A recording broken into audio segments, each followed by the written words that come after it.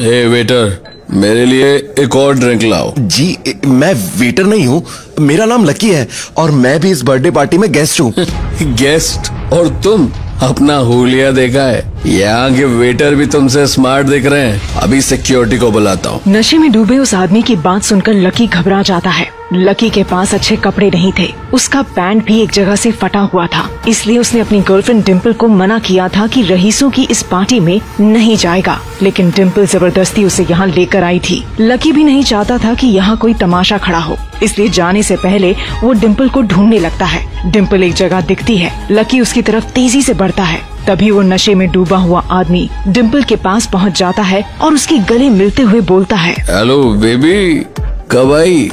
मैं कब से तुम्हें ढूंढ रहा हूँ। चलो एक ड्रिंक लेते हैं। हेलो डार्लिंग, अभी थोड़ी देर पहले आई। Hey friends, meet my boyfriend Nilesh. Dimple की ये बात सुनकर लकी के होश उड़ जाते हैं। उसे भरोसा नहीं हो रहा था कि उसकी गर्लफ्रेंड डिम्पल किसी शराबी को अपना बॉयफ्रेंड बोल रही है। लकी जैसे ही बाहर जाने के लिए मुड़ता है कि तभी उस शराबी की नजर उस पर फिर पड़ती है। अरे वेटर, तुम गए नहीं अभी?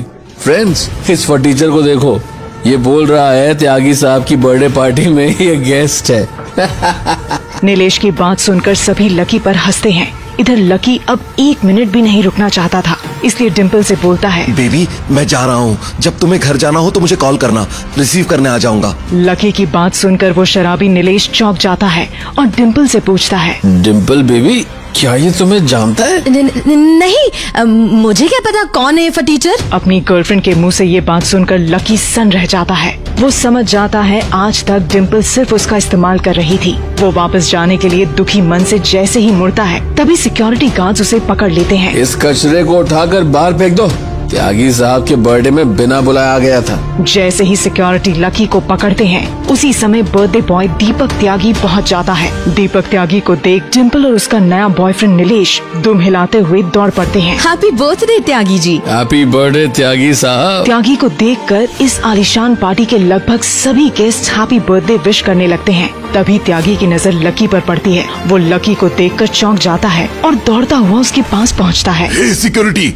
छोड़ो इनको, तुम्हें पता नहीं कौन है ये। माय गॉड, मुझे भरोसा नहीं हो रहा। लक्ष्मण लाल अग्रवाल मुझ गरीब के बर्थडे पार्टी में। हे भगवान, मैं क्या बोलूं? लकी साहब, मुझसे कोई गलती हुई होगी तो माफ कीजिएगा। लकी कुछ नहीं बोलता है। सिक्योरिटी डरकर साइड में खड़े हो जाते हैं और लकी बिना कोई रिएक्शन दिए चुपचाप वहाँ से निकल जाता है। ये सारा नजारा देखकर लकी की गर्लफ्रेंड डिम्पल के पसीने छूट जाते हैं। ये लकी तो फटीचर है, मैं इसको कई सालों से जानती हूँ, लेकिन त्यागी साहब ने इस भिखारी को साहब क्यों बोला? कौन है ये लकी? क्यों त्यागी ने उसको लक्ष्मण लाल अग्रवाल बुलाया? लकी अगर इतना अमीर है तो गरीब बनकर क्यों रहता है? कौन है ये लकी और क्या है इसकी असलियत? जानने के लिए सुनिए इंस्टा मिलेनियर। कहते हैं दिल्ली दिल बरों की है, दिल जलों की है। कहते तो ये भी हैं कि दिल्ली दिल फरेबों की भी है। और लकी यानी कि लक्ष्मण लाल अग्रवाल में ये सारे गुण मौजूद थे। लोग उसकी शक्ल को देखकर ही कह देते थे, अबे दिल्ली से हो क्या? लकी वैसे दिखने में स्मार्ट और अट्रैक्टिव था, पर जेब से खस्ता हालत होने की वजह से रहता बेहद सिंपल तरीके से था। शर्ट का रंग उड़ा हुआ और पैंट से पैबंद जुड़ा हुआ। कहने को तो उसकी उम्र के लड़के दिल्ली की सड़कों पर रात को मोटर बाइक दौड़ाते थे, लेकिन लकी उर्फ लक्ष्मण लाल अग्रवाल सिर्फ कमरे से कॉलेज में पढ़ाई और गर्लफ्रेंड डिम्पल के साथ थोड़ा वक्त बिताना, फिर कॉलेज से दुकान, दुकान से जब होम डिलीवरी आए तो वहां, और फिर घर चला जाता था। हाँ, कभी कभी जब वो किसी लड़के को खाली सड़क पर मोटर बाइक दंदनाते हुए देखता तो कहता, एक दिन अपना टाइम भी आएगा जब मैं चश्मा लगाकर बैठूंगा और पीछे डिम्पल को बैठाऊंगा। देखना, जब वो मेरी कमर में अपना हाथ कसेगी और मैं तेजी से मोटरसाइकिल को इंडिया गेट के आसपास दौड़ाऊंगा, तो सारे दिल्ली का दिल हम दोनों को देखकर जलेगा।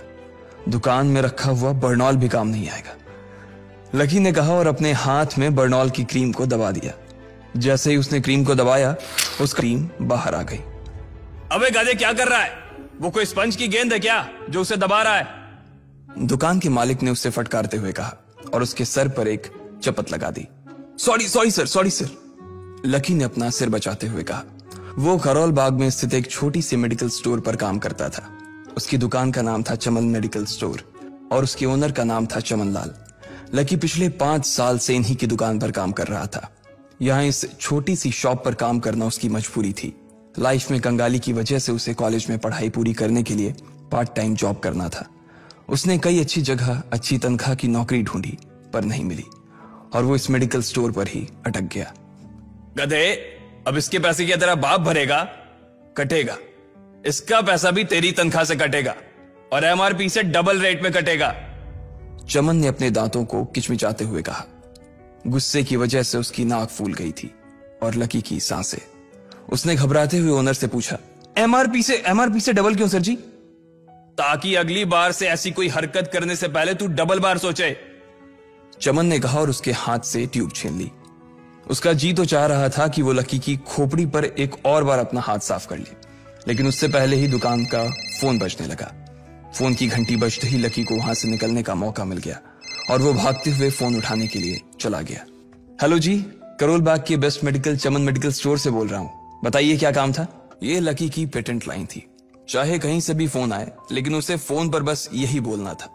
जैसे ही इधर लकी ने अपनी बात कही, उधर से जवाब आया, मैं अप्रूविंग नाइट होटल के कमरा नंबर 303 से बात कर रहा हूँ। एक छोटा सा ऑर्डर है, नोट करो और जल्दी से होटल पर डिलीवर करवा दो। वो एक लड़के की आवाज थी। उसकी आवाज में काफी भारीपन और एक अजीब सी जल्दबाजी थी।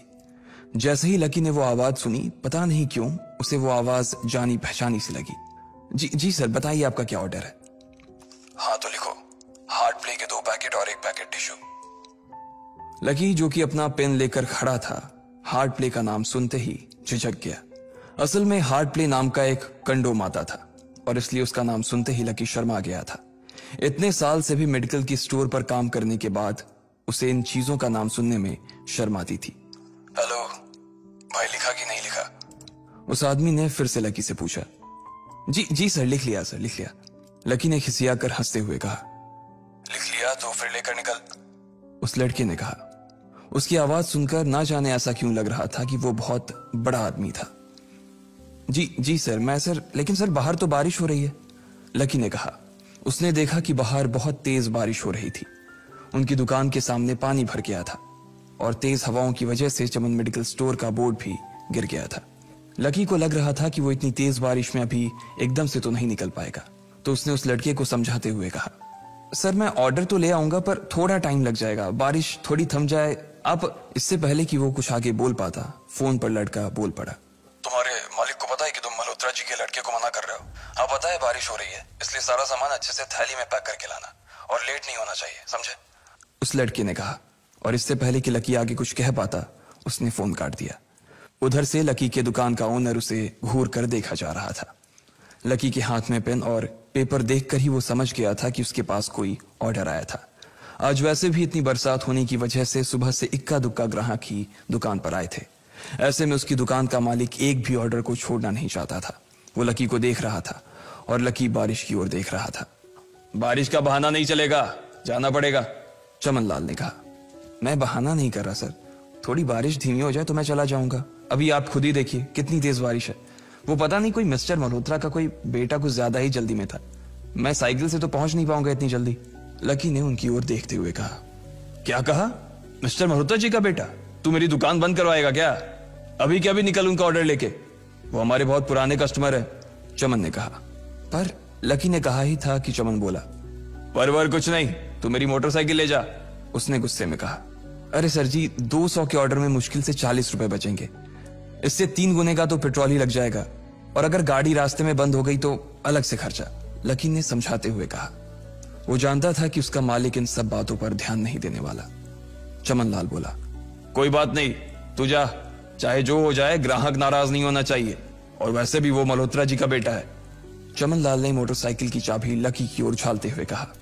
लकी ने चाबी ली। उसे देखकर उसके अंदर मिक्स फीलिंग आ गई।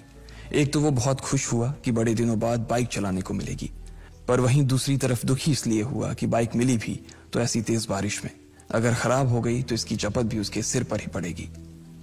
वो मुंह लटकाकर रेनकोट और हेलमेट पहनते हुए वहां से निकल गया। बाहर आकर बाइक को देखा तो लकी ने मन में सोचा, चलो ठीक है, जो होगा देखा जाएगा, कम से कम बाइक तो चलाने को मिल रही है। दरअसल लकी इतने साल काम करने के बाद भी अपने लिए एक मोटरसाइकिल नहीं ले पाया था। लकी की तनख्वाह ही इतनी भर थी कि सिर्फ उसके कमरे का किराया, उसकी साइकिल में डालने वाली हवा का खर्च, बिजली पानी का बिल और डिम्पल के साथ महीने में 1-2 बार बाहर खाने का खर्चा ही निकल पाता था। उसे डिम्पल की कही बात अक्सर याद आती थी। लकी, अगर अगले 2 महीने में तूने बाइक नहीं खरीदी ना तो मैं तेरे से ब्रेकअप कर लूंगी, देखना। असल में डिम्पल को लकी के साथ बाइक पर घूमने की बड़ी तमन्ना थी। लकी की इस उजाड़ जिंदगी में एक वही तो थी जिसके लिए जिंदा रहने को उसका जी चाहता था। जब भी वो उससे बाइक की बात करती तो लकी डिम्पल की इस बात को हंसकर टाल देता था। वो अपने मन में इस बात को अच्छे से जानता था कि डिम्पल उससे बहुत प्यार करती थी और वो उससे कभी छोड़कर नहीं जा सकती थी। वो दोनों एक दूसरे में ऐसे घुले मिले थे जैसे बादल बरसात में घुल जाती है। लकी को डिम्पल बहुत पसंद थी और वो उसके लिए दुनिया जहां की खुशियां खरीद कर ला देना चाहता था। वो चाहता था कि एक दिन वो डिम्पल को प्लेन में बैठाए, लेकिन उसके ये सब ख्वाब इस कम तनख्वाह की नौकरी की वजह से कभी पूरे नहीं होने वाले थे। पर आज उसके पास एक मौका था। वो डिम्पल को अपने साथ इस बारिश में राजपथ घुमाना चाहता था। वो उसे दिल्ली दिखाना चाहता था। चमनलाल को देने के लिए उसने पहले से ही बहाना सोच रखा था। बस जल्दी से वो ये डिलीवरी देकर सीधे डिम्पल के पास ही जाने वाला था। उसने होटल ब्लूमिंग नाइट के बाहर मोटर बाइक पार्क की और सीधे होटल के अंदर चला गया।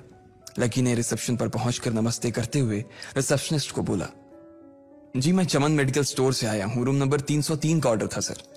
रिसेप्शन पर खड़ा आदमी उसके हाथ में काली थैली को देखकर समझ गया था कि उसमें क्या था और वो मंद ही मंद मुस्कुराते हुए बोला, 3rd फ्लोर पर है, लिफ्ट से चले जाओ, रेनकोट ही उतार देना। जैसा उस आदमी ने कहा लकी ने ठीक वैसा ही किया और लिफ्ट में चढ़ने के कुछ ही देर बाद वो 3रे माले पर पहुंच गया था। वो रूम नंबर 303 के बाहर पहुंचा और उसने डोरबेल बजाई। जैसे ही दरवाजा खुला लकी ने थैली आगे बढ़ाते हुए कहा, नमस्ते, मैं चमन मेडिकल स्टोर से लकी, ये आपका। इससे पहले कि लकी आगे कुछ कह पाता उसकी आंखें फटी की फटी रह गई थी। उसने अपने सामने जो देखा उसके बाद उसे ऐसा लगा कि बंद छत के नीचे भी उसके ऊपर आसमान से आकर एक जोरदार बिजली गिर गई थी।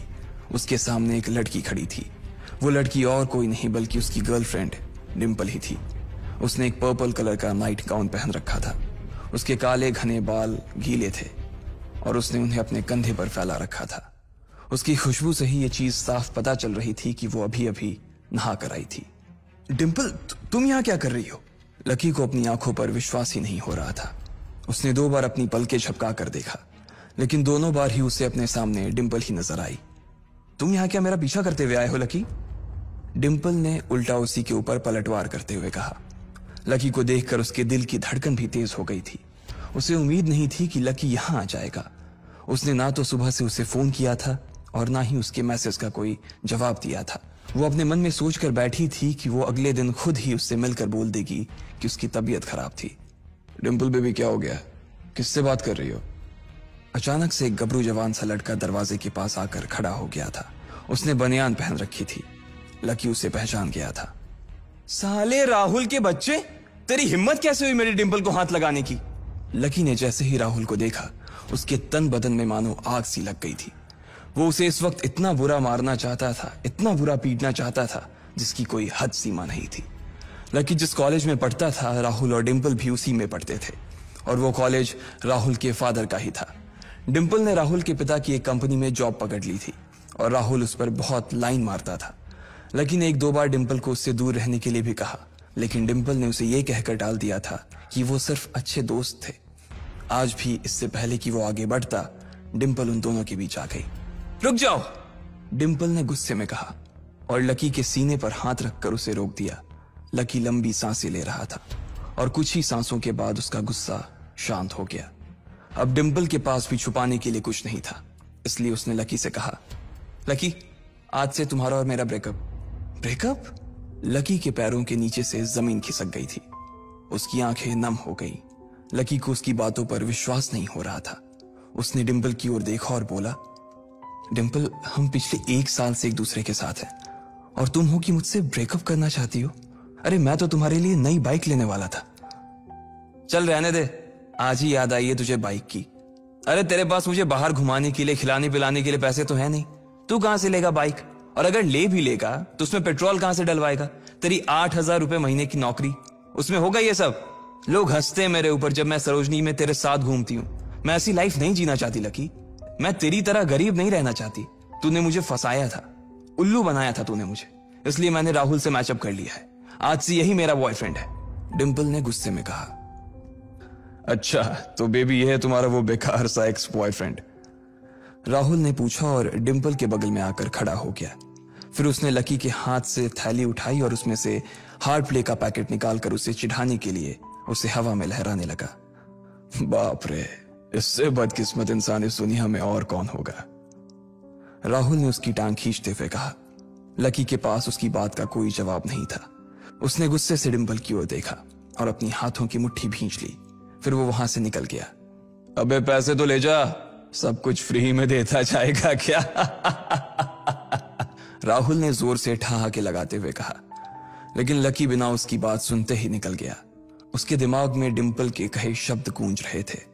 उसने कभी सपने में नहीं सोचा था कि डिंपल उसके साथ कुछ ऐसा भी कर सकती थी। जिस इंसान के लिए वो इतना कुछ करना चाह रहा था, उसे उसकी कोई कदर ही नहीं थी।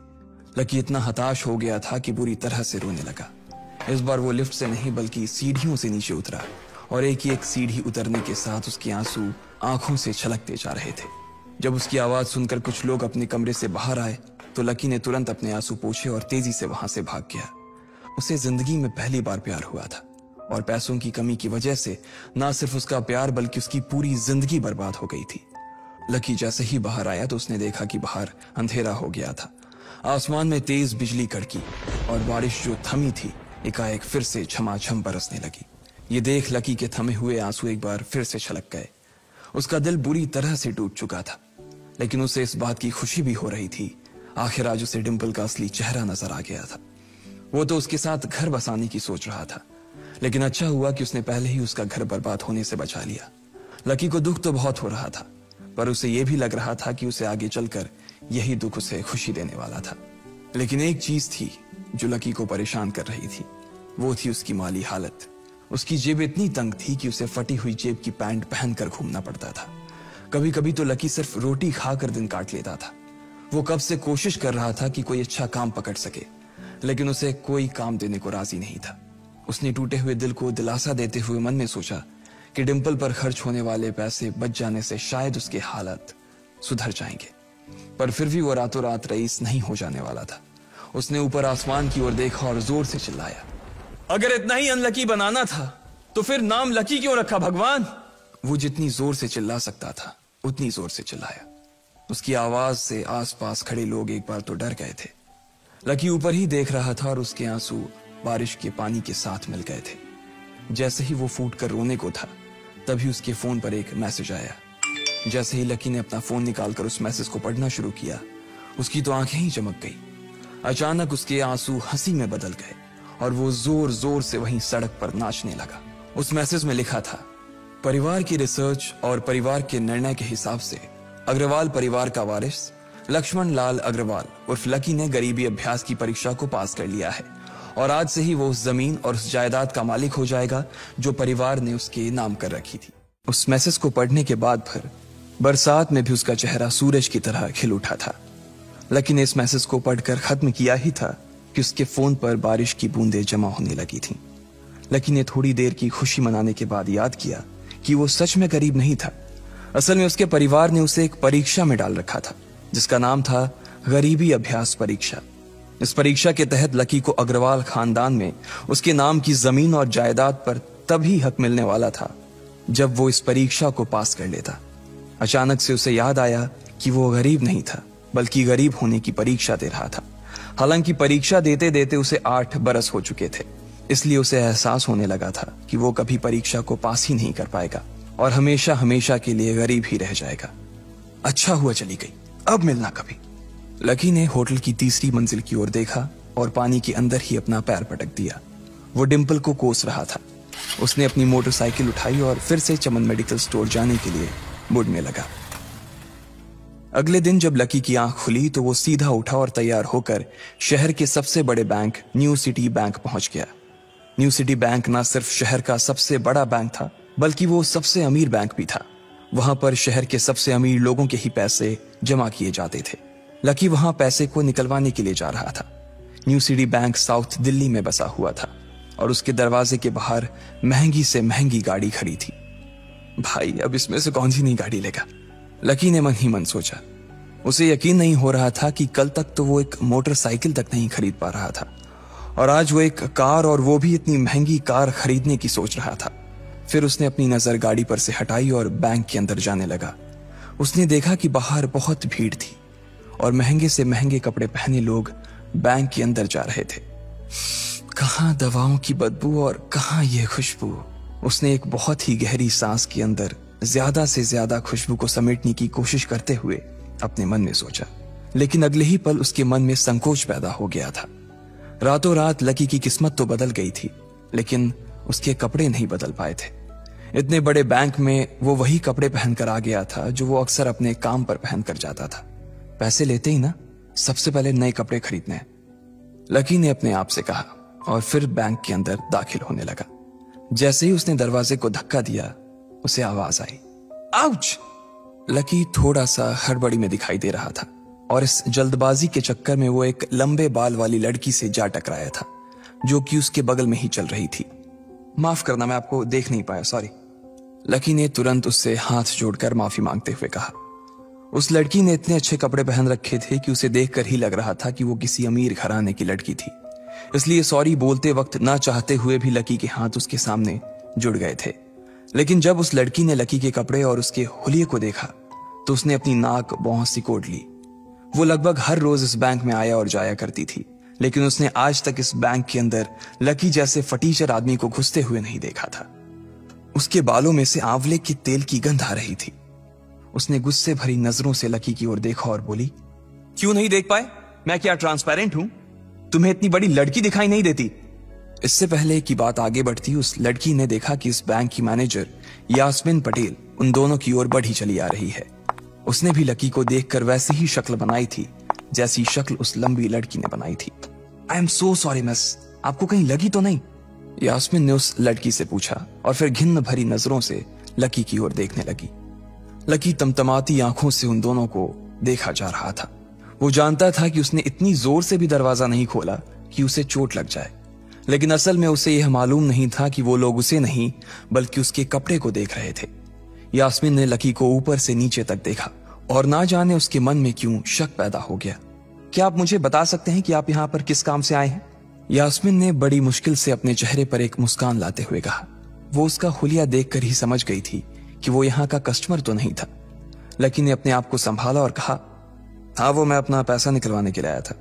पैसे निकलवाने के लिए आए हो? यास्मीन ने लकी की बात को ही दोहराते हुए कहा। वैसे तो वो लकी की बात पर जोर से हंसना चाहती थी, लेकिन उसने अपने आप को थोड़ा सा काबू में कर लिया था। लकी की बात सुनकर उसे लग रहा था कि वो कोई पागल था जो यहाँ जबरदस्ती घुसा चला आ रहा था। हाँ तो क्या आपके पास कार्ड है? यास्मीन ने उससे आगे पूछा। न्यू सिटी बैंक का कार्ड हासिल करना एक बहुत ही मुश्किल भरा काम था।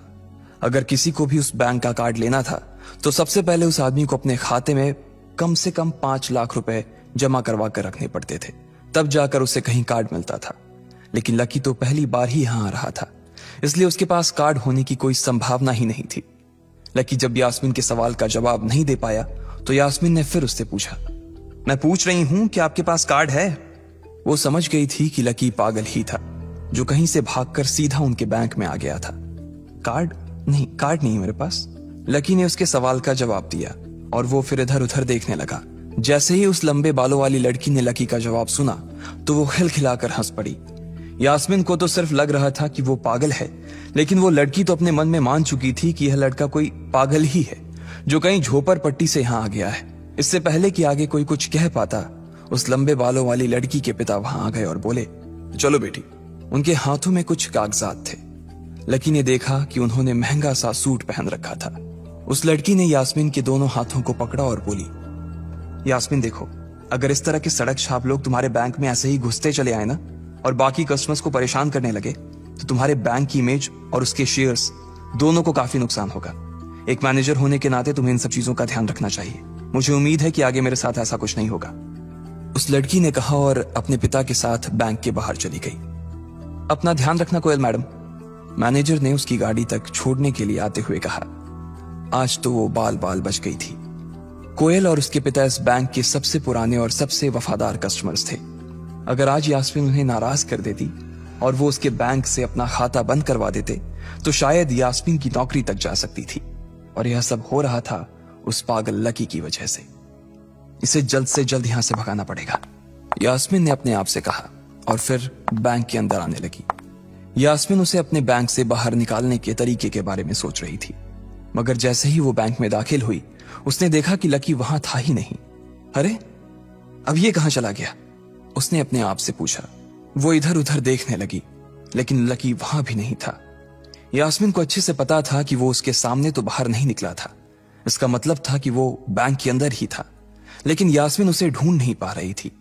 कुछ देर तक बैंक के सारे कोनों को देख लेने के बाद यास्मीन को लगा कि शायद लकी यहां बहुत ही असहज महसूस कर रहा होगा, और जब वो कोयल को दरवाजे पर छोड़ने के लिए आई तब उसके पीछे पीछे वो भी निकल गया होगा। चलो जान बची, यास्मीन ने अपने आप से कहा और अपने केबिन में आकर बैठ गई। जैसे ही उसने आज के दिन की पहली फाइल उठाई थी उसे किसी एक की झलक दिखी। ये कोई और नहीं बल्कि लकी ही था। अरे ये कहां छिपा हुआ था, यास्मीन ने अपने आप से ही कहा और तुरंत फाइल को टेबल पर रखकर वो ऑफिस के बाहर आ गई। उसने देखा कि लकी बैंक के वीआईपी लॉन्ज के बाहर खड़ा था और उसके खंबे की आड़ की वजह से वो यास्मीन की नजर से बाहर हो गया था। अब यास्मीन को तो वो मिल गया था, लेकिन उसके लिए उससे भी बड़ी एक और मुसीबत खड़ी हो गई थी। लकी जिस कमरे के बाहर अभी खड़ा था उस कमरे के अंदर शहर के सभी रईस लोगों का उठना बैठना था। बैंक के सिलसिले में या फिर किसी दूसरे काम के सिलसिले में वो सभी लोग यहीं आकर बात किया करते थे। उस कमरे के अंदर जो लोग बैठे थे उन सबके करोड़ों रुपए इस बैंक के खाते में जमा थे। अब अगर ऐसे में लकी वहां घुस जाता तो सब लोग मिलकर यास्मीन की गर्दन पर चढ़ जाते। रुको, जहां हो वहीं खड़े रहो, यास्मीन जोर से और साथ ही गुस्से से चिल्लाई। बाकी के लोग जो वहां खड़े थे वो यास्मीन की ये चीख सुनकर डर गए थे। कुछ लोगों को उसकी इतनी जोर से आवाज करने की वजह से गुस्सा भी आ गया था और यास्मीन सबसे मुस्कुराते हुए माफी मांगकर आगे बढ़ती जा रही थी। वो लकी को किसी भी तरह से उस कमरे में जाने से रोकना चाहती थी, लेकिन उससे पहले ही वो उस कमरे के अंदर दाखिल हो चुका था। अरे यार, ये आदमी है या गधा, यास्मीन ने अपना ही सिर पीटते हुए कहा और वो भी उस कमरे के दरवाजे की ओर बढ़ने लगी। उसने उस कमरे का दरवाजा खोलने की कोशिश की लेकिन वो अंदर से लॉक हो गया था। बाप रे, ये कैसा आदमी है, बिना परमिशन के अंदर घुसा तो घुसा लेकिन दरवाजा भी अंदर से बंद कर लिया। अब यास्मीन की सांसें फूलती जा रही थी, उसे बहुत डर लग रहा था। उसका जी यह सोचकर घबराए जा रहा था कि ना जाने अंदर लकी और उस रिलेशन मैनेजर के बीच क्या हो रहा होगा। इधर जैसे ही लकी कमरे में दाखिल हुआ वहां का कस्टमर रिलेशन मैनेजर जो कि सोफे पर फैला हुआ था वो उसे देखते ही अचानक सीधा बैठ गया। हेलो सर, कैसे हैं आप? उसके मुंह से बिना लकी को देखते हुए ये शब्द निकले। उसे याद था कि इस कमरे में कुछ खास लोग ही आते थे और जो भी आते थे यास्मीन उनके आने की खबर उसे पहले ही दे देती थी, लेकिन इस वक्त जो आदमी उसके सामने खड़ा था उसे देखते ही वो अपनी जगह पर जम गया था। ना तो वो कहीं से भी वीआईपी लग रहा था और ना ही वो उसका कोई रिश्तेदार था। कौन हो भाई तुम, क्या चाहिए तुम्हें? उस मैनेजर ने 20 साल के जवान लड़के को देखते हुए कहा। मैं यहां अपना पैसा लेने आया हूं, लकी ने सीधे मुद्दे की बात को मैनेजर के सामने रखते हुए कहा। तुम्हारे पास हमारा सुप्रीम कार्ड है? मैनेजर ने उससे ऊपर से नीचे तक देखा और पूछा। नहीं नहीं, मेरे पास कोई कार्ड नहीं है, लकी ने कहा। तो फिर हम तुम्हें कोई पैसा नहीं दे सकते, चलो अभी दरवाजा खोलो और सीधा बाहर निकलो, मैनेजर ने कहा और सोफे पर से उठ गया। नहीं, मैं अपना पैसा लिए बिना नहीं जाऊंगा यहां से, लकी भी जिद पर अड़ गया। अरे बोला ना, बिना कार्ड वाले को पैसा नहीं मिलता है, और वो भी पैसा होगा तब तो मिलेगा ना, मैनेजर ने उसके करीब आते हुए कहा। अरे पैसा है तभी तो निकालने आया हूं सर, लकी ने कहा। देख, फालतू की बहस मत कर सुबह सुबह, वरना मैं सिक्योरिटी को बुला लूंगा तो वो लोग मार मार कर बाहर निकालेंगे तुझे। लकी यह सुनकर घबरा गया था। मैनेजर के चेहरे का गुस्सा उसे साफ नजर आ रहा था, लेकिन ऐसा भी नहीं था कि वो झूठ बोल रहा था। भले ही उसके पास कार्ड नहीं था, लेकिन इसका मतलब ये नहीं था कि वो अग्रवाल खानदान का लड़का नहीं था।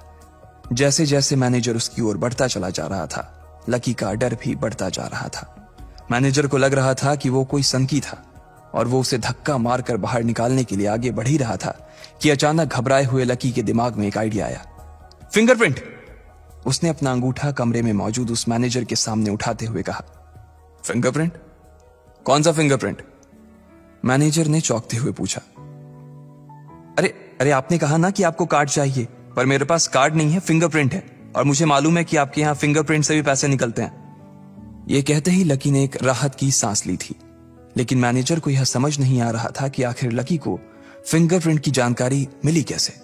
तुम फिंगरप्रिंट यूज करना चाहते हो? मैनेजर ने लकी को घूरते हुए पूछा। लकी की शक्ल और उसका हुलिया मैनेजर के लिए उसकी बातों से मेल नहीं खा रहा था। हाँ, मैं फिंगरप्रिंट यूज करना चाहता हूं सर, लकी ने सीना चौड़ा करते हुए कहा। उसे इस तरह देख तो मैनेजर और भी कंफ्यूज हो गया था। मैनेजर ने सोचा कि उसे एक चांस देना चाहिए, इसलिए उसने लकी को फिंगरप्रिंट इस्तेमाल करने की इजाजत दे दी थी। वो अपनी टेबल के पास गया और उसके दराज में फिंगरप्रिंट वाली मशीन ढूंढने लगा। 2-3 ड्रॉर में झांकने के बाद आखिरकार उसे वो मशीन मिल गई थी। चुपचाप यहां पर अपना अंगूठा लगाओ, मैनेजर ने मशीन को आगे बढ़ाते हुए लकी से कहा। लकी ने अपनी फटी हुई पैंट के पिछले हिस्से में अपना अंगूठा पोंछा और फिर उस मशीन पर लगा दिया। 2 सेकंड बाद मशीन में से एक आवाज आने लगी। उसके अंदर एक लाल बत्ती चल रही थी और वो जोर जोर से बीप कर रही थी। देखा, तुम्हारा फिंगरप्रिंट मैच नहीं कर रहा है। मैंने पहले ही बोला था कि कोई खाता नहीं है इस बैंक में तुम्हारा। मैनेजर ने लकी को ऐसे देखा जैसे वो कोई बड़ा अपराधी था। मैनेजर उसकी पैंट की ओर देखने लगा। उसे लग रहा था कि लकी ने अपनी जेब में कोई हथियार छुपा रखा था और वो मैनेजर को बेवकूफ बना रहा था। इससे पहले कि लकी अपनी जेब से कोई बंदूक या बम निकालता, मैनेजर ने अपना फोन निकाला और पुलिस का नंबर लगाने लगा। लकी ने उसकी स्क्रीन पर देख लिया था कि वो 100 नंबर पर फोन लगा रहा था। लकी बुरी तरह से घबरा गया था। वो बहुत ही उत्साह और जोश में अंदर तक तो चला गया था, लेकिन उसे मालूम नहीं था कि वो इतनी बड़ी मुसीबत में फंसने वाला है। लकी बैंक के अंदर दाखिल तो हो गया था, लेकिन जब मैनेजर ने उससे पैसे निकालने के लिए कार्ड मांगा तो उसके पास कार्ड नहीं था। उसकी फटेहाल हालत देखकर पहले ही मैनेजर को गुस्सा आ रहा था और उसमें लकी ने ये डिमांड रख दी थी कि वो फिंगरप्रिंट से पैसे निकलवाना चाहता था। लेकिन पानी तब सर के ऊपर से निकल गया जब उंगली मैच नहीं हुई। मैनेजर ने फोन निकाला और पुलिस को फोन लगाने लगा। अरे अरे, ये क्या कर रहे हो? देखिए सर, मेरी बात सुनिए, मैं कोई क्रिमिनल नहीं हूं। हो सकता है मैंने गलत उंगली लगा दी हो, बस आप मेरे को एक लास्ट बार फिंगरप्रिंट लगाने दो प्लीज। लकी ने उसके सामने हाथ जोड़ते हुए कहा। देख, ये उंगली भी अगर नहीं लगी ना तो फिर ये मत कहना कि मैं अगली उंगली भी ट्राई करके देखता हूं। बार बार ऐसा नहीं चलने वाला है। अगर ये वाली काम नहीं की तो मैं सीधा पुलिस को फोन करने वाला हूं अभी, मैनेजर ने लकी को धमकाते हुए कहा। उसने अपने एक हाथ में मशीन और दूसरे हाथ में मोबाइल फोन पकड़ा हुआ था।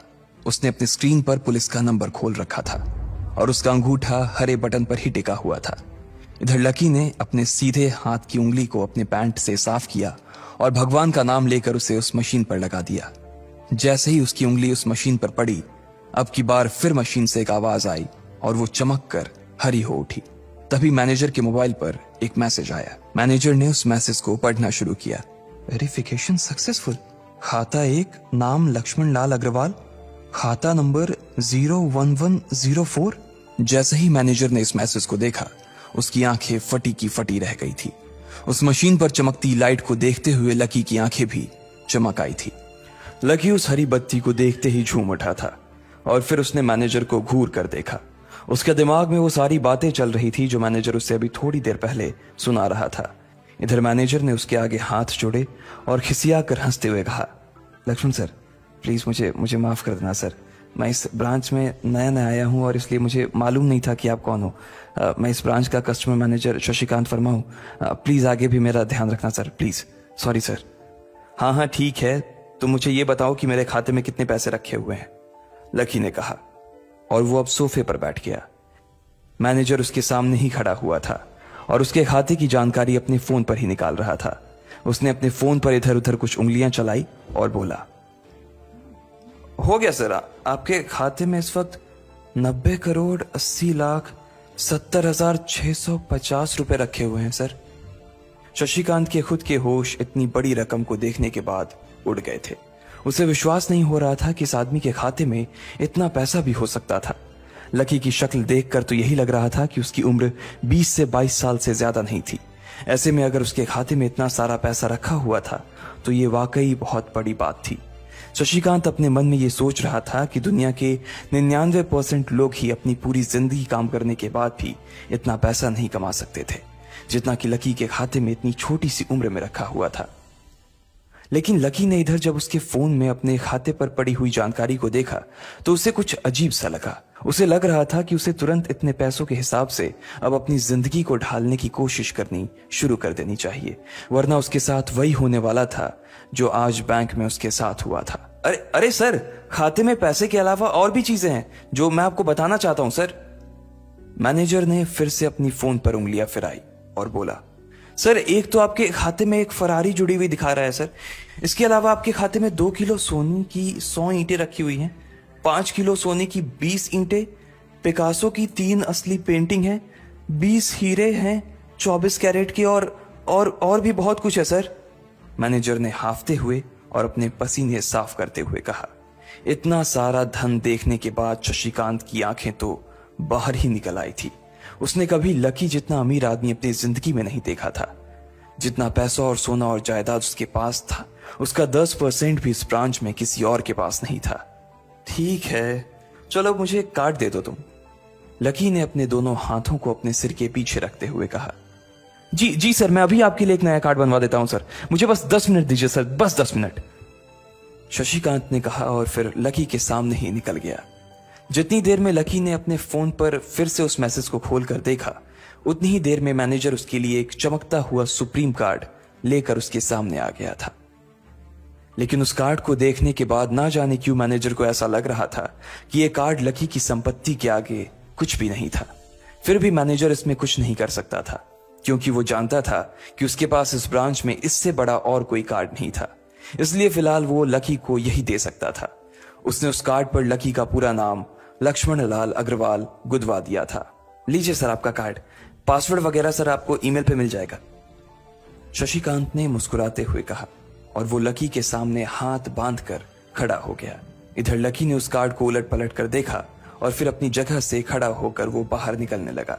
शशिकांत का मन तो यही कर रहा था कि वो उसे दरवाजे तक छोड़ने जाए, लेकिन उसकी ड्यूटी इसी ऑफिस में थी और वो किसी को बाहर छोड़ने नहीं जा सकता था। फिर भी वो लकी के लिए दरवाजा खोलने के लिए आगे आ गया था। इधर यास्मीन अपने कैबिन में अपना सिर पकड़े हुए बैठी थी। उसे समझ नहीं आ रहा था कि आखिर अंदर चल क्या रहा था। एक पल को तो उसे लगा कि लकी पागल नहीं बल्कि बदमाश था कोई, और उसने शशिकांत को बंदी बना लिया था। लेकिन जब वो लकी के लिए कार्ड लाने के लिए अपने दफ्तर से बाहर आया तो यास्मीन को लगा कि कुछ गड़बड़ नहीं हुई थी। फिर ये इतनी जल्दी में कहां जा रहे हैं, उसने अपने आप से पूछा। शशिकांत को सुरक्षित देख बैंक के बाकी लोग भी दरवाजे पर से पीछे हट गए थे। वैसे भी उसे देखते ही सब लोग अपनी अपनी जगह पर वापस दौड़े चले जाते थे। शशिकांत का खौफ ही ऐसा था कि उसकी आंखों की झलक भर से खड़ा कर्मचारी जाकर अपनी कुर्सी पर बैठ जाता था। लेकिन एक बार शशिकांत के बाहर आने के बाद वो दोबारा बाहर नहीं आया था और ना ही लकी कमरे से बाहर आया था। इधर यास्मीन परेशान हुए जा रही थी। वो जानती थी कि अगर कुछ भी गड़बड़ हुआ तो सबसे पहले उसकी नौकरी जाने वाली थी। उसने बड़ी मुश्किल से और मेहनत करके इस नौकरी को हासिल किया था और वो किसी पागल की वजह से इसे अपने हाथ से नहीं जाने देना चाहती थी। जैसे ही परेशान यास्मीन ने अपनी नजर उठाकर फिर से उस कमरे की ओर देखा तो पाया कि लकी बहुत ही आराम से उस कमरे से बाहर निकलकर दरवाजे की ओर बढ़ता चला जा रहा था। ए, रुको, तुम इस तरह नहीं जा सकते, यास्मीन जोर से चिल्लाई और भागते हुए लकी के पास चली गई। तुम्हारी हिम्मत कैसे हुई जबरदस्ती हमारे वीआईपी रूम में घुसे चले जाने की, यास्मीन ने गुस्से में पूछा। उसका मन तो यही कर रहा था कि वो अभी लकी का गिरेबान पकड़कर उसे झकझोर दे, लेकिन उसने अपने आप को रोक रखा था।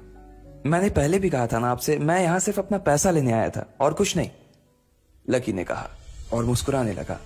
यास्मीन ने देखा कि उसके हाथ में एक सुप्रीम कार्ड था और वो उसकी उंगलियों के बीच चमक रहा था।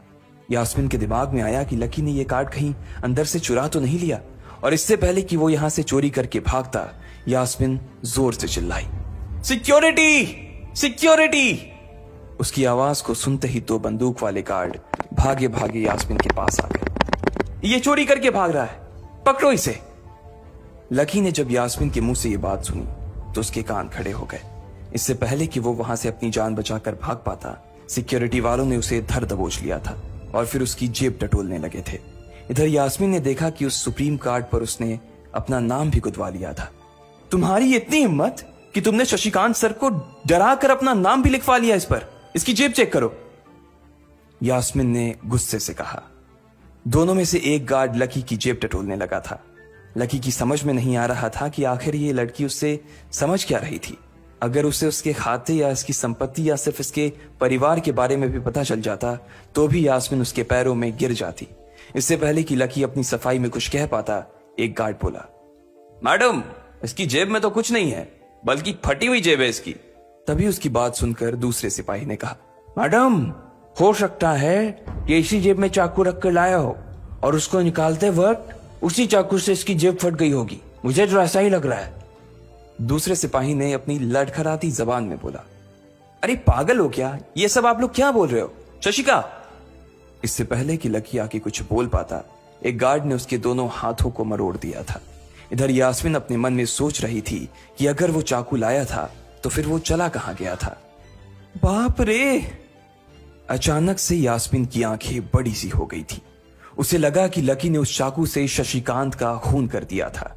यास्मीन ने तुरंत अपना फोन निकाला और पुलिस को फोन मिलाते हुए कहा, हेलो पुलिस स्टेशन, मैं न्यू सिटी बैंक से बोल रही हूँ। हमारे बैंक में एक सनकी चोर घुस आया है और उसने हमारे कस्टमर मैनेजर का खून कर दिया है। आप प्लीज जल्दी आ जाइए सर। यास्मीन ने घबराते हुए कहा और फोन रख दिया। तब तक दोनों गार्ड ने लकी को नीचे घुटनों के बल बैठा दिया था और उसके सिर पर बंदूक तान दी थी। जैसे ही बाकी लोगों ने भी अपनी आंखों के सामने ये मंजर देखा तो वो सब लोग भी लकी के आसपास घेरा बनाकर खड़े हो गए। अंदर बैठे मैनेजर ने जब इस हलचल को देखा तो वो भी अपना सारा सिस्टम बंद करके बाहर आ गया। अरे क्या हो रहा है ये सब? उसने जोर से आवाज देते हुए पूछा। जैसे ही सब लोगों ने उसकी आवाज सुनी तो वो चौंक गए और शशिकांत वर्मा की ओर देखने लगे। देखने वालों में यास्मीन भी शामिल थी और उसने देखा कि उसका मैनेजर तो जिंदा है और सही सलामत उसकी आंखों के सामने खड़ा था। सर, आप जिंदा हैं? यास्मीन ने खुशी और आश्चर्य भरे भाव के साथ शशिकांत की ओर देखते हुए कहा, लेकिन अगले ही पल उसकी खुशी की जगह दुख ने ले ली थी। उसे एहसास हो रहा था कि आखिर उसने कितनी बड़ी गलती कर दी थी। यास्मीन ने अपनी ही जुबान काट ली थी और उसके जले पर नमक छिड़का शशिकांत ने। उसने कहा, मैं क्यों इतनी जल्दी मरने लगा और तुमने ये सब क्या तमाशा लगा रखा है? उसने कहा और फिर उस भीड़ की ओर बढ़ने लगा। जैसे ही वो आगे आया उसने देखा कि उन लोगों ने लकी को गन पॉइंट पर बैठा रखा है। अरे किसने किया? किसने किया ये? शशिकांत तुरंत लकी की ओर दौड़ा और उसने उसके पास खड़े दोनों गार्ड्स को हटा दिया। फिर लकी को उठाने के लिए उसने अपना हाथ उसकी ओर बढ़ा दिया और बोला, sir I am really sorry sir. इस बेवकूफी के लिए मैं आपसे माफी मांगता हूं sir. I am really sorry sir. Shashikant उसके पैरों में ही गिरने को हो गया था। लकी उसका हाथ पकड़कर खड़ा हुआ और फिर यास्मीन की ओर घूरने लगा। आप पूछ रहे थे ना कि किसने किया? इसने किया है ये। और इसने सिर्फ इतना ही नहीं किया बल्कि इसने पुलिस को भी बुला लिया है। इसे लग रहा है कि मैं कोई क्रिमिनल हूं जिसने आपका खून कर दिया है और आपसे ये कार्ड चुरा कर भाग रहा हूं। ये कार्ड जो आपने मुझे दिया है। लकी ने यास्मीन की ओर उंगली दिखाते हुए गुस्से में कहा। अचानक ही सब लोग थोड़ा पीछे हटकर यास्मीन को देखने लगे थे। यास्मीन घबराई हुई सी फर्श पर तो कभी छत को देखे जा रही थी। यास्मीन, जो मैं सुन रहा हूं क्या वो सच है? शशिकांत ने यास्मीन को घूरते हुए गुस्से में पूछा। उसकी आंखों में छुपे गुस्से को यास्मीन बर्दाश्त नहीं कर पा रही थी, इसलिए उसकी ना तो लकी से और ना ही शशिकांत से नजर मिलाने की हिम्मत हो रही थी। फिर भी वो जानती थी कि उसका चुप रहना इस वक्त उसके लिए बहुत खतरनाक हो सकता था, इसलिए उसने कहा, सर ये सब मेरी गलती है सर। ये मेरी बहुत बड़ी मिसअंडरस्टैंडिंग है सर। मुझे लगा कि ये जबरदस्ती अंदर घुस आया है और इसने आपके ऊपर हमला करके आपसे जबरदस्ती ये कार्ड बनवा लिया है और फिर आपको मार दिया है सर। यास्मीन ने घबराते हुए कहा। उसकी डरी सहमी सी आंखों में अब आंसू ही आ गए थे। मैनेजर ने जब उसकी ये बात सुनी तो उसने अपना सिर पकड़ लिया। यास्मीन जैसी समझदार लड़की इतनी बड़ी भूल कैसे कर सकती थी? उसने लकी को पहचाना ही नहीं था। खैर, मैनेजर को लगा कि इसमें उसकी कोई गलती नहीं थी। जब वो खुद लकी को नहीं पहचान पाया था तो फिर यास्मीन कैसे पहचान पाती? इसलिए उसने सोचा कि सबके सामने उसे कुछ कहने से अच्छा था कि वो यास्मीन को एक कोने में ले जाकर लकी की सच्चाई बताए। शशिकांत ने उसका हाथ पकड़ा और उसे खींचकर अपने साथ खंबे के पास ले गया और बोला, तुम्हें मालूम है ये कौन है? अरे ये लक्ष्मण अग्रवाल है, लक्ष्मण अग्रवाल खानदान का वारिस। तुम्हें पता है ना कि अग्रवाल खानदान का खाता हमारे बैंक की जितनी भी शाखाएं हैं उसमें सबसे बड़ा खाता है। यास्मीन ने जैसे ही यह नाम सुना उसके पैरों के नीचे से जमीन खिसक गई थी। वो जानती थी कि अगर न्यू सिटी बैंक इतनी ऊंचाइयों पर पहुंचा था तो उसके पीछे अग्रवाल खानदान का सबसे बड़ा हाथ था। इस बात का जिक्र उससे तब भी किया गया था जब उसने नौकरी ज्वाइन की थी। तुम्हें पता है इस लड़के के नाम पे कितनी प्रॉपर्टी है? ये अपने दम पर ना इस पूरे एरिया को खरीद सकता है। शशिकांत ने यास्मीन से कहा। यास्मीन जैसे जैसे लकी को देखी जा रही थी वो बड़ी बड़ी आंखों से उसे घूरे जा रही थी। लकी कभी उन दोनों को देख रहा था तो कभी अपने आसपास खड़े लोगों को देख रहा था। अब सबसे पहले तो पुलिस को फोन करो और उनसे कहो कि हमसे गलती हो गई थी, और उसके बाद जाकर तुम उनसे भी माफी मांगो, और अगर उन्होंने तुम्हें माफ कर दिया तो तुम्हारी किस्मत, वरना समझ लेना कि तुम्हारी नौकरी चली गई, शशिकांत ने कहा और दौड़कर लकी के पास जाकर खड़ा हो गया। इधर यास्मीन अभी भी वहीं पर खड़ी थी।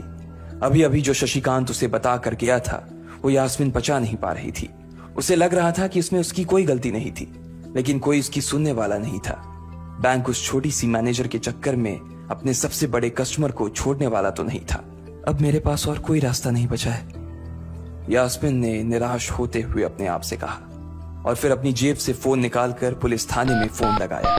जैसे ही यास्मीन ने पुलिस वालों से ये कहा कि उससे गलती हो गई और जिसे वो बदमाश समझ रही थी असल में वो बदमाश नहीं बल्कि शहर के सबसे बड़े रईस का बेटा था, तो उधर से आवाज आई, मैडम सॉरी, लेकिन अब तो गाड़ी निकल गई है, वहां पहुंचती होगी, अब आपको जो भी कहना है इंस्पेक्टर साहब से कह देना। और उस पुलिस वाले ने फोन काट दिया। मर गए, यास्मीन ने अपने आप से निराश होते हुए कहा। उसके हाथ थर थर कांप रहे थे। उसे समझ नहीं आ रहा था कि अब वो क्या करे। अब उसके पास लकी से माफी मांगने के अलावा और कोई चारा नहीं बचा था। लेकिन अगर लकी सर ने मुझे माफ नहीं किया और उल्टा मेरे ऊपर डिफेमेशन का चार्ज लगा दिया तो, यास्मीन ने अपने आप से कहा, और वो अब और भी ज्यादा घबरा गई थी। उसने देखा कि लकी उसे घूर कर देख रहा था। शशिकांत पूरी कोशिश कर रहा था कि वो लकी को शांत करवा सके, लेकिन लकी वहां से हिलने का नाम तक नहीं ले रहा था। यास्मीन उसके पास पहुंच गई थी। वैसे तो वो जानती थी कि उसे माफी मांगने से उसकी किस्मत बदलने वाली तो थी नहीं, फिर भी उसने एक बार कोशिश करनी चाहिए और लकी से कहा, सर मैं आपको गलत समझ रही थी सर, एक्चुअली आपके। यास्मीन ने उसके कपड़े को देखा और एक सांस लेते हुए आगे बोली, सर प्लीज मुझे माफ कर दीजिए सर, मेरी इंटेंशन आपको हर्ट करने की बिल्कुल भी नहीं थी, मैं तो जो कुछ कर रही थी बैंक की सेफ्टी के लिए कर रही थी सर। यास्मीन ने गिड़गिड़ाते हुए कहा और नीचे देखने लगी। इट्स ओके, कोई बात नहीं है, लकी ने कहा और उसके हाथ से अपना सुप्रीम कार्ड लेकर निकल गया। यास्मीन को अपने कानों पर तो विश्वास ही नहीं हो रहा था। वो मान ही नहीं पा रही थी कि लकी ने उसे माफ कर दिया था। उधर लकी को अपने आप पर विश्वास नहीं हो रहा था कि वो रातों रात इतना अमीर हो गया था।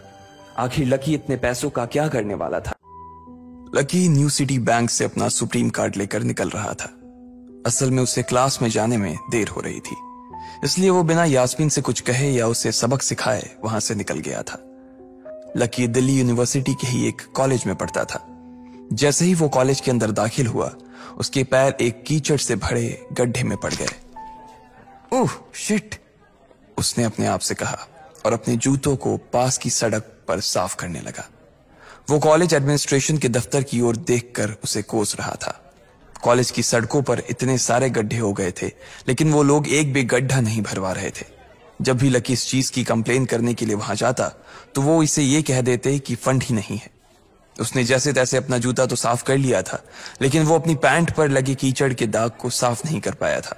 वो बाथरूम की ओर जा पाता, इतने में क्लास की घंटी बज गई।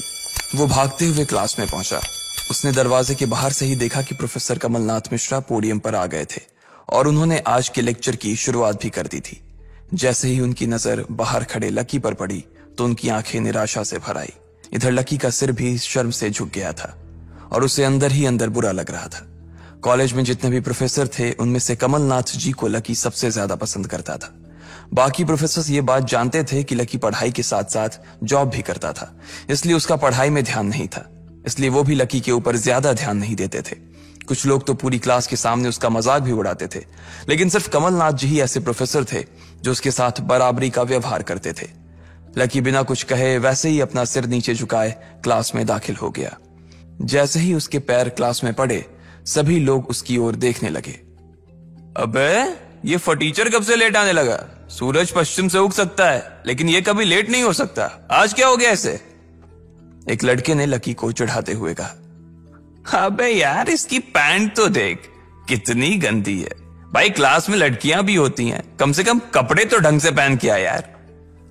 दूसरे लड़के ने कहा और उसकी ये बात सुनकर उसके पास बैठी लड़की हंस दी और बोली, अरे कहां से पहन कर आता, कपड़े के लिए तो पैसे हैं नहीं इसके पास, एक ये कपड़ा है इसके पास, बहुत है इसके लिए।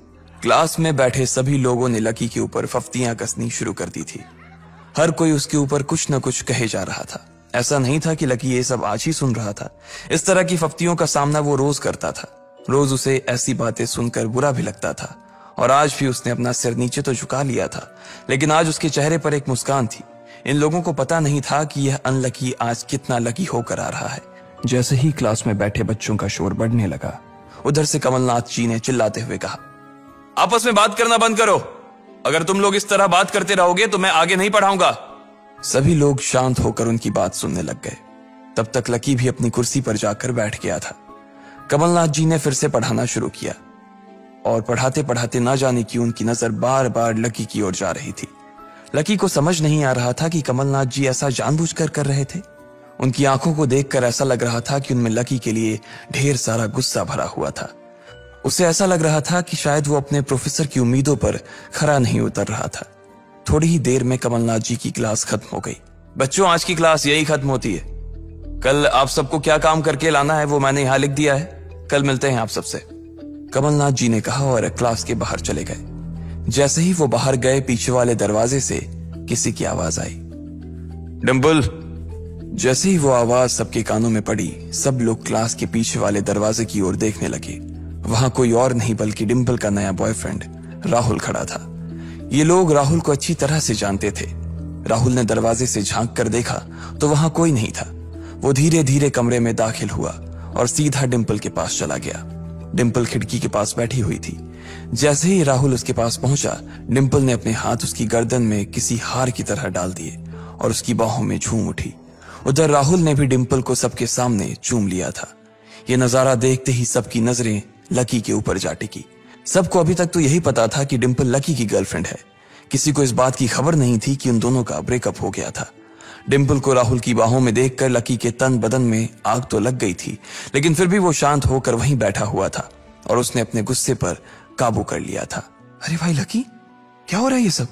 डिंपल राहुल के साथ कैसे? उसके एक दोस्त ने आकर लकी से कहा। होने देना यार, जो हो रहा है छोड़ना। लकी ने कहा। उसका इस बारे में किसी से बात करने का कोई मन नहीं हो रहा था।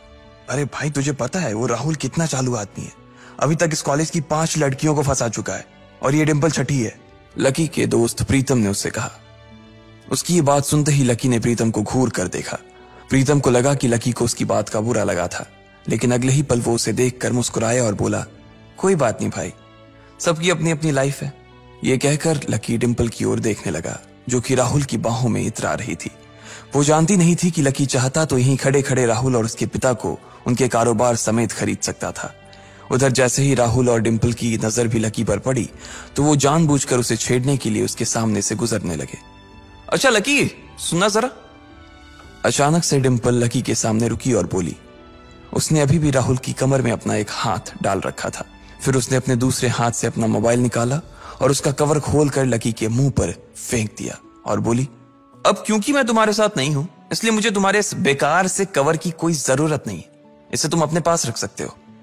लकी ने उससे कुछ नहीं कहा और नीचे गिरा वो कवर उठाकर अपनी टेबल पर रख दिया। बेबी, इसने तुम्हें कवर गिफ्ट किया? कवर कौन गिफ्ट में देता है भाई? राहुल ने उसके सामने ही डिंपल से कहा। राहुल लकी को नीचा दिखाने का एक भी मौका अपने हाथ से जाने नहीं देना चाहता था। लकी अंदर ही अंदर मुस्कुरा रहा था। डिंपल ने राहुल की ओर देखा और बोली, बेबी, बात यह है कि जिसकी मोबाइल खरीदकर गिफ्ट करने की औकात नहीं होगी, वो सिर्फ कवर ही तो गिफ्ट कर सकता है ना, और क्या। कोई बात नहीं बेबी, मैं आज ही तुम्हें एक नया फोन दिलवाता हूँ। आ जाओ, चलते हैं कनॉट प्लेस और वहां से लाते हैं बेबी के लिए एक नया फोन, राहुल ने कहा। लकी का मन तो यही कर रहा था कि वो जोर से राहुल के ऊपर हंसे, लेकिन उसने अपनी हंसी को रोक लिया था। हाँ बेबी, हमने एक पहले नया फोन खरीदेंगे और फिर उस फोन की पार्टी भी करेंगे, और उसके बाद आज, डिंपल ने कहा और राहुल के चेहरे पर उंगलियां फिराने लगी। राहुल भी और लकी भी उसके इशारे को समझ गए थे। लकी जानता था कि ये सब सिर्फ उसे चिढ़ाने के लिए वो कर रही थी, लेकिन लकी को खुद के लिए नहीं बल्कि डिंपल के लिए बुरा लग रहा था। वो मन ही मन ये सोच रहा था कि अगर डिंपल बस थोड़ा सा और इंतजार कर लेती तो आज लकी उसके लिए फोन की पूरी दुकान खरीद कर रख देता। भाई ये सब क्या हो रहा है? तेरे सामने ये सब हो रहा है और तू बस मुस्कुराया जा रहा है। गुस्सा नहीं आ रहा तुझे? प्रीतम ने लकी से पूछा। नहीं यार, जो हो रहा है अच्छा ही हो रहा है। जो होता है वो भी अच्छे के लिए होता है, इसलिए चिल यार, छोड़। लकी ने कहा और फिर राहुल और डिंपल की ओर देखने लगा। अब उन दोनों की नजर लकी के मुस्कुराते हुए चेहरे पर पड़ी तो वो अंदर से भवक गए। दोनों की दोनों ही ये सब सिर्फ और सिर्फ लकी को जलाने के लिए कर रहे थे, लेकिन वो तो ऐसे बैठा था जैसे उसका और डिंपल का कोई रिश्ता ही नहीं था।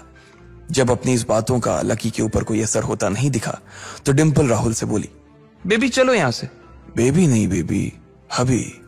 आज से तुम मुझे हबी बोलोगी और मैं तुम्हें बोलूंगा मेरी प्यारी वाइफी, राहुल ने कहा और लकी के सामने ही डिंपल को चूम लिया।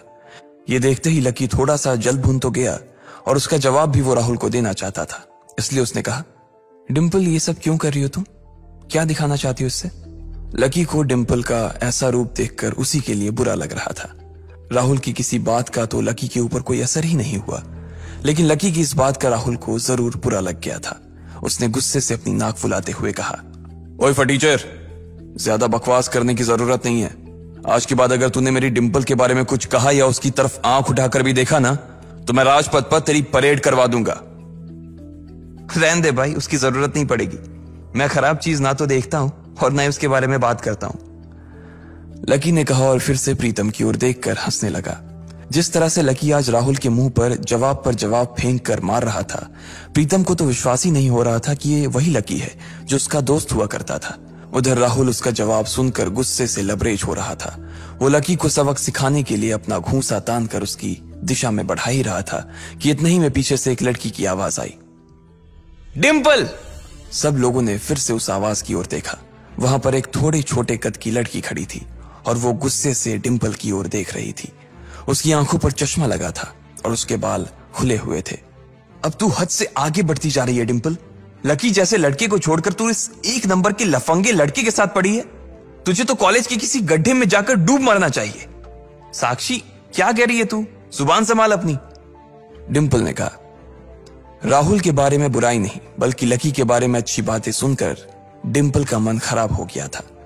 जब डिंपल लकी के साथ थी तो उसकी साक्षी से भी अच्छी दोस्ती थी। साक्षी एक बहुत ही सुलझी हुई लड़की थी। जब भी डिंपल और लकी के बीच किसी बात को लेकर झगड़ा होता तो डिंपल उसे सुलझाने के लिए अक्सर साक्षी की ही मदद लेती थी। मैं जो कह रही हूं ना सही कह रही हूं। तुझे सीरियसली शर्म आनी चाहिए डिंपल। मैंने कभी नहीं सोचा था कि तू ऐसी लड़की निकलेगी। लकी जैसा बंदा ना तुझे कहीं नहीं मिलेगा, साक्षी ने कहा और एक कदम आगे आ गई।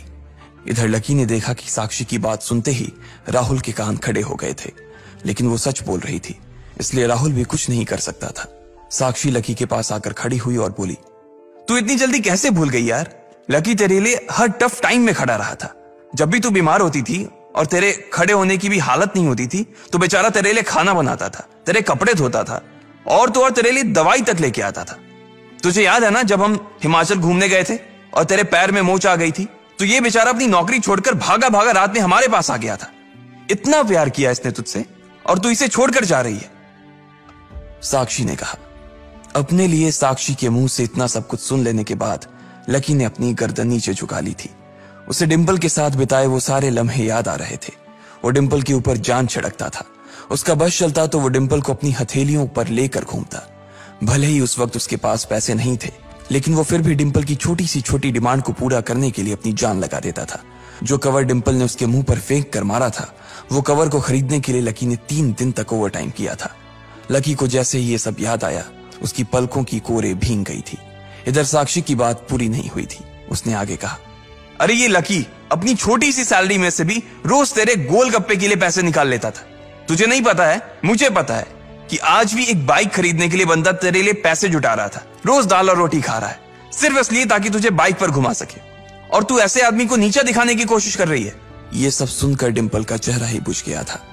उसे भी साक्षी की कही बातें दिल पर लग रही थी, लेकिन इस वक्त वो राहुल के साथ थी और उसका हाथ राहुल की कमर में था। वो चाह कर भी राहुल के खिलाफ ना तो कुछ बोल सकती थी और ना ही कुछ सुन सकती थी। इसलिए उसने अपने बचाव में कहा, हाँ तो ये तो इसका प्रॉब्लम है ना। मैंने इससे पहले ही कहा था कि ये मेरा प्यार अफोर्ड नहीं कर पाएगा, तो फिर ये मेरे साथ इतना आगे क्यों बढ़ा?